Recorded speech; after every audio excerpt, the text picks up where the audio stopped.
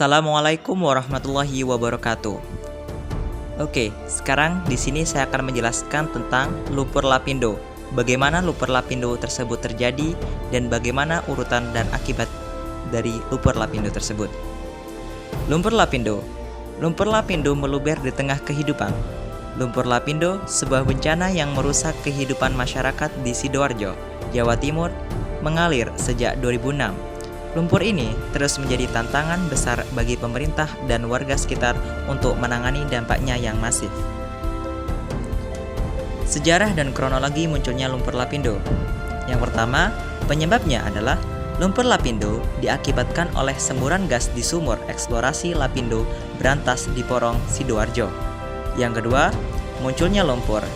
Pada tanggal 29 Mei 2006, lumpur panas mulai keluar dan menggenangi area sekitar sumur pengeboran. Yang ketiga, peluapan terus berlanjut. Selama bertahun-tahun, lumpur terus mengalir dan meluas, menenggelamkan desa-desa di sekitarnya. Dampak lumpur lapindo bagi masyarakat. Pengungsian warga. Ribuan warga terpaksa mengungsi dari rumah mereka karena tergenang lumpur. Yang kedua, kerusakan infrastruktur. Berbagai fasilitas umum dan jalan raya rusak parah akibat terendam lumpur. Yang ketiga, hilangnya mata pencaharian. Petani, peternak, dan pelaku UMKM kehilangan sumber penghasilan mereka. Upaya penanganan dan pembersihan lumpur lapindo. Yang pertama, sumur penahan pembendungan. Dibangun untuk menyalurkan dan menampung luapan lumpur agar tidak meluas. Yang kedua, pemindahan warga. Relokasi ribuan warga yang terdampak untuk menyelamatkan jiwa dan harta benda. Yang keempat, pembersihan dan reklamasi. Upaya untuk membersihkan dan mereklamasi area yang tergenang lumpur. Yang keempat, kompensasi. Pemberian kompensasi bagi warga yang terkena dampak lumpur lapindo. Tantangan dan kontroversi dalam penanganan lumpur lapindo. Yang pertama, tanggung jawab perusahaan.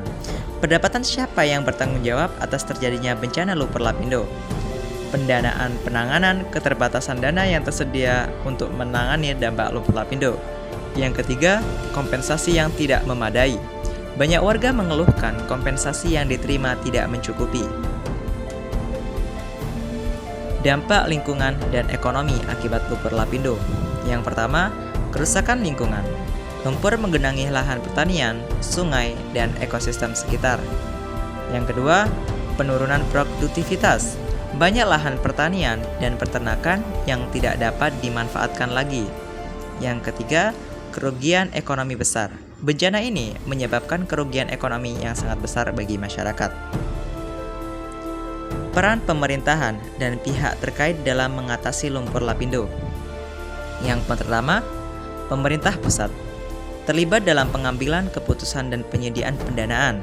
Yang kedua, perusahaan lapindo bertanggung jawab atas dampak bencana dan proses penanganannya. Masyarakat terdampak terlibat dalam proses pemulihan dan pengambilan keputusan. Lembaga penelitian melakukan kajian ilmiah untuk memahami dan menyelesaikan masalah.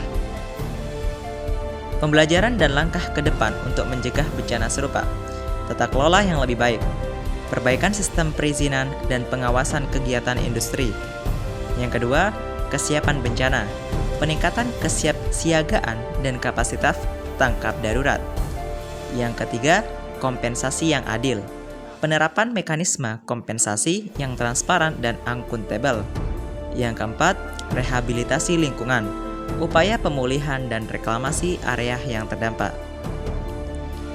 Berikut merupakan contoh video terjadinya lumpur lapindo dari dulu.